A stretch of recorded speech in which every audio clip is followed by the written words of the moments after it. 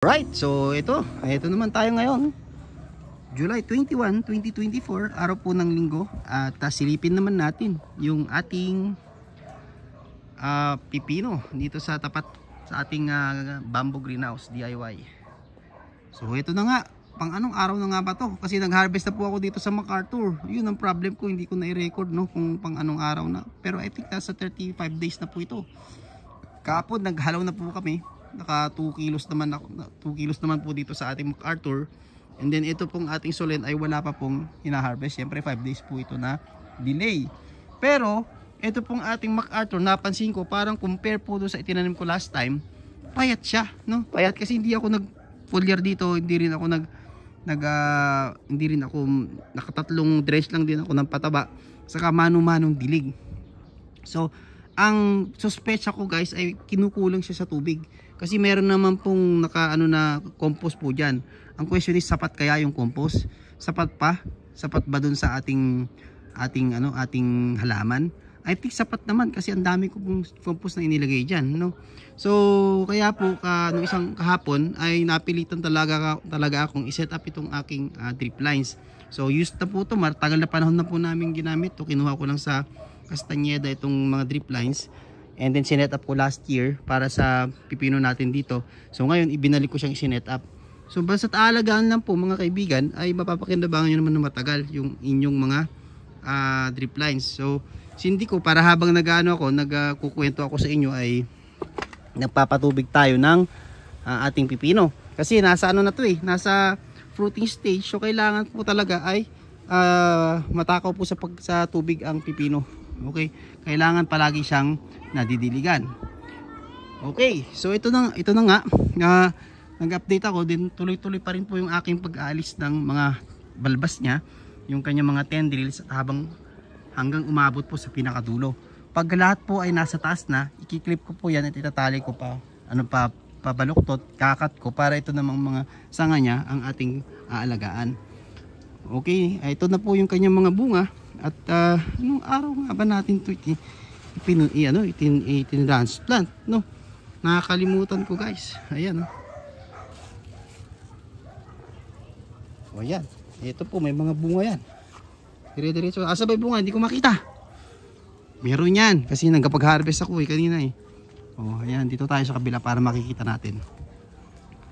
So ayan, diba? Ayun, dire-diretso, ayun, So madalang po madalang ang dahon, hindi naman siya ganun kakapalan, pero yung bunga niya maayos naman. So green cucumber po ito. Ayan. Pero payat siya, sa totoo lang. Medyo payat siya. Dahil kinapos sa tubig, minamano-mano ko lang last time, parang ganito. Mano-mano lang po ito, pero ito meron po kasi siyang shade net, so hindi masyadong na tutuyo agad yung tubig. Kaya ayan nga, sinet up ko na nga yung ating drip irrigation para habang nagkukwento ako sa inyo, pwede ko lang patubigan, no? Mas madali, no? Mas marami akong magagawa. Kasi dati papatubigan ko mano-mano, tapos after ng patubig tatalbos ako. Ngayon, pwede ko nang gawin habang nagpapatubig, tatanggal ako ng mga tendrils. O di ba? Parang ganito po yung ginagawa ko every morning. Ayan, yan. Inaalis po yan, then iniikot kong ganyan. Araw-araw po yan. Yan. Inaalis ko kong ganyan, saka ako iniikot. Okay? So ganun lang guys, hanggang sa lumaki ng lumaki yung ating pipino. So, inaalis ko yun, hindi na need yun. Kapag mano-mano nating tinitrain yung ating pipino, pwede nang alisin yung mga tendrils kasi kumakain lang po yan ng taba, no? Siya pang kumakain ng taba ng halaman. Okay, so ayan yan. Okay, so yan po yung ating MacArthur, na anihan ko na po siya, naka 2 kilo ako nung isang araw. So tingnan po natin sa mga susunod na panahon kung hanggang saan ang kayang anihin itong ating tanim na MacArthur. Sa isang banda naman, yung ating pong no new seeds ay ayun, meron na po siyang bunga. Pero late po siyang nagbunga. At ang napansin ko dito guys, yung bunga niya nasa bandang taas. Yan, nasa bandang taas yung bunga niya. Hindi po katulad ng MacArthur na may bunga agad sa ilalim, Ito nung time na andito na siya, saka siya nagbunga. Wala po sa ilalim, mapansin niyo, walang bunga sa ilalim. Saka hindi pa po ako dito nakakapag-prune, no? Mamaya papakita ko sa inyo yung pruning na ginawa ko doon naman sa Solen. Pero after siguro ng video na to ay tutuloy ko yung pruning dito sa mga pipino na to, kasi importante po ang pruning lalo na po sa mga naka greenhouse para ma-maximize po natin yung quality na bunga. Okay, so yan po yung ating tawag nito, no new seeds variety. So ito naman yung ating MacArthur at nakapag-harvest na po tayo rito. Ayun, tingnan yung mga bunga ng MacArthur natin. Ay, kita ba? Ayan. Sa isang araw pwede na pong anihin yan. Yan. Okay, so yan po ang ating MacArthur. Okay, so yung paglilinya ng drip lines, napakasimple lang. Nagcut lang ako doon, meron akong didos doon na 1.5, sinuksok ko doon, nagbutas ako, then nilinyahan ko po yung ating bed. So hindi na ako mano-mano magdidilig, save time, di ba? And yung time na yun, habang nagdidilig siya, pwede na akong gumawa ng ibang bagay.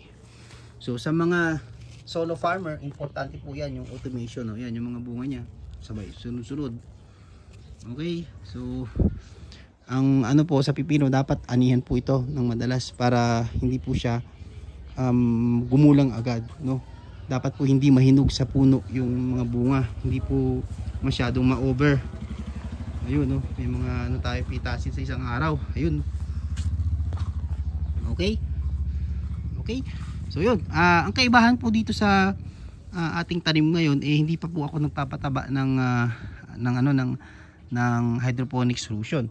So puro puro plain water lang, and then itong taba ng lupa, kasi hindi ako nag-drench pa. So siguro sa isang araw may set up ko na yung drum para pag magpapataba ako magfe-fertigate ako, i-set up ko lang doon sa drum, ipapump ko lang para hanggang dito mapapatabaan. So gawa na tayo ng automation kasi nagiging tedious na po yung job. Okay, so move po tayo dito sa ating Solen. So tandaan po na itong ating Solen ay 5 days na late po dito. Pero kung titingnan po ninyo, halos naghahabulan sila, no? Pero mas maganda po rito, kahit mano-mano ko po dinidilig ito, maayos naman yung naging laki niya. Dito nga lang napansin ko dun sa bandang dun medyo nababansot, kasi direct po sa sunlight, wala po tayong net ng 50% sunshade, and then mano-mano yung dilig. So I think kinakapos po sa tubig yung side na yan, kaya dyan po ay maglalagay na rin po ako ng drip irrigation bukas po ng umaga. So yan po yung task ko bukas, mag set up ng drip irrigation. So unti-unti natin, unahin natin ano yung observation natin dito sa ating Solen.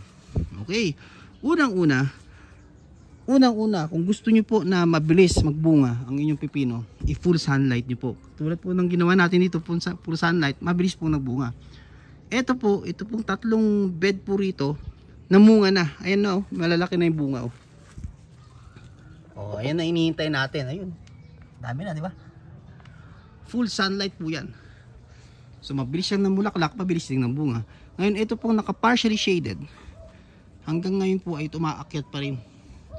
So yung bunga po niya nasa gitna, diba? Diyan ngayon yung bunga niya, unlike po yung ating full sunlight na nasa baba yung bunga. Okay, kailangan po ng pipino pala full sunlight para maaga mamunga. Ngayon titingnan natin kung yung partially shaded na pipino ay makakapagpalaki rin ng bunga. Okay, titingnan po natin yan sa mga susunod na araw. Alright, so yun po. And then dito po sa ating double row, magkaiba po ito, ito po yung tiga-tigalawa. Kung maalala po ninyo, tiga-tigalawa, ito dun sa baba yung tigi-tigisa. Okay, so unahin po natin dito. Yung po mga single row ay namumunga na. Okay, maganda yung spacing kasi malalayo. Okay, and then ganyan na po yung bunga niya. Ayan, ganyan nakalaki yung bunga niya. Yan, malapit na ako mag-harvest dyan. And yung ugat po niyan guys, andito na. Andito na sa sidewalk. Ito na po yan, ugat niya po yan. Yan, pakita ko sa inyo yung mas malapit. Kaya po yung mga nakabed na merong flooding, pag magpapataba po kayo, pwede na po kayo dito magpataba after po ng pag-umulan. Kasi po yung mga ugat na maliliit, ayan na po sila, ayan, so kaya niya. So yung pong hindi naniniwala na dapat po dito nagsasabog na kapag mataas na, ito po yung proof, no, na yung pong mga ugat, kahit nandiyan kalayo, andito na po yung ugat yan, dito na po kayo magpataba kasi yung mga baby roots po andito.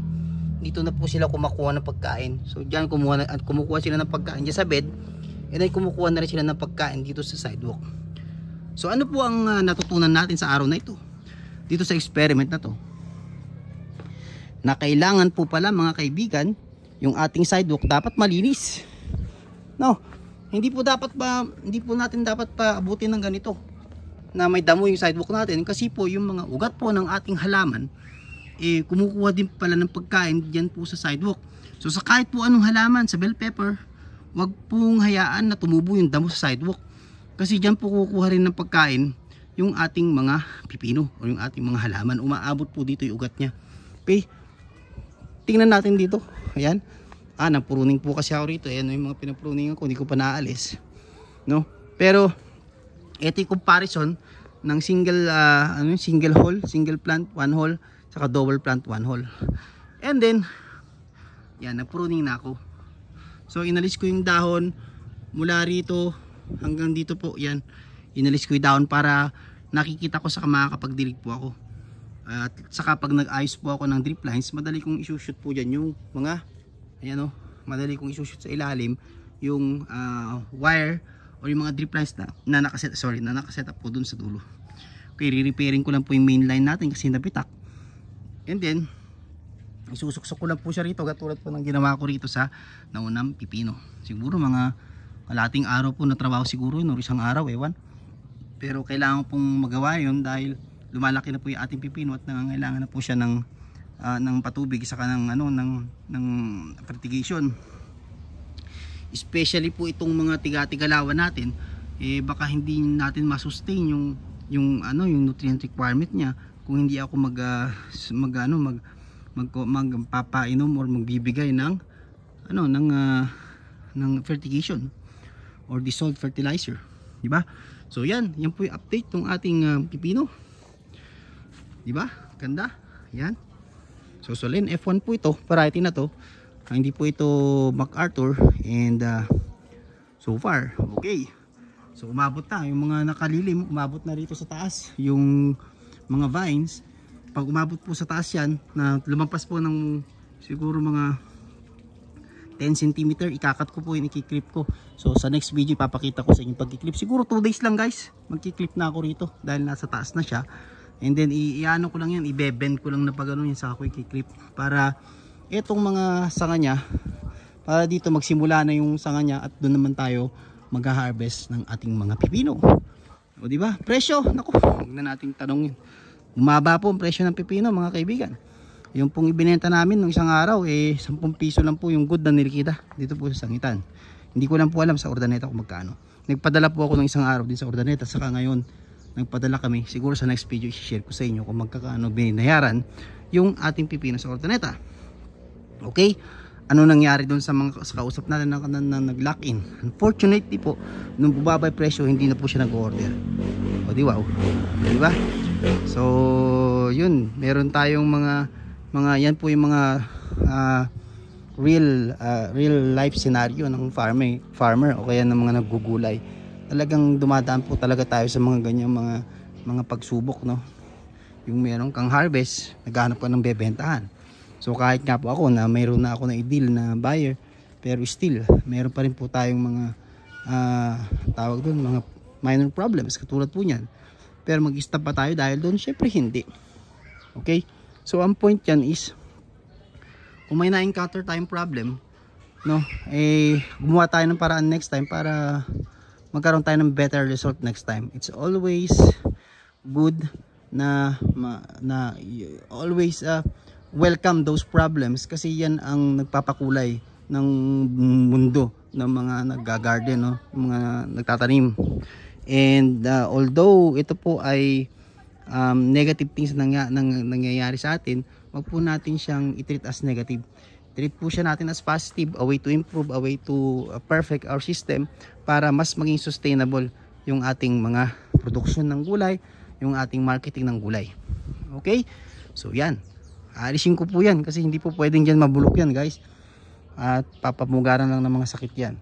So dito ay pamaya-maya magmamanual akong dilig dahil hindi ko pa na-set itong ating mga drip lines, re-repairing ko pa po yung ating pipe para maging katulad po nun na kahit nagkukwento ako sa inyo, patuloy siya nagdidilig. So ganun po ka ganda yun. Or kaya naman habang nagdidilig yun, pwede ako mag-spray. Kaya po dun sa mga naka-tune in na kinakapos po sa manpower, kailangan nating hanapan ng solusyon to automate things para mas mas magamit natin ng tama yung ating mga oras, ma-maximize natin ba, mas tumaas yung ating production, maging efficient po tayo sa ating farming operations. Alright, so yun lamang po mga kaibigan, yun lamang po ang aking update. Sana'y tutukan natin, magpupunla na po ako ng itatanim po rito kasi nagsisimula na siyang mamunga. So ibig sabihin mga 30 days from na mamamatay na to. So sakto kapag napunla po ako ngayong araw, sakto po yung pag namatay po ito, meron na akong itatanim. So ang itatanim ko po do ay most probably po ay tomato, yung pong gumagapang din na tomato dahil meron na po tayong balag. So maglalagay na lang po tayo ng panibagong organic fertilizer po dyan sa bed. Papatungan po natin yan, hukayin ng konti, papatungan. Maglalagay po tayo ng organic fertilizer and then tanim naman tayo ng tomato. Okay, ganun lang po mga kaibigan, ganun lang po yung gagawin natin. Okay, so yun lang. Kung meron po kayong question, meron kayong suggestion, I really welcome ko po kayong mag-iwan po ng comment sa ating video. Kung ito po ay pinapanood nyo sa YouTube, comment lang po kayo sa YouTube at try kong sagutin sa abot ng aking makakaya. Or kung sa Facebook naman, comment ka lang. Nga pala, ayan, inalis ko po yung inalis ko po yung mga bulaklak dito sa ibaba.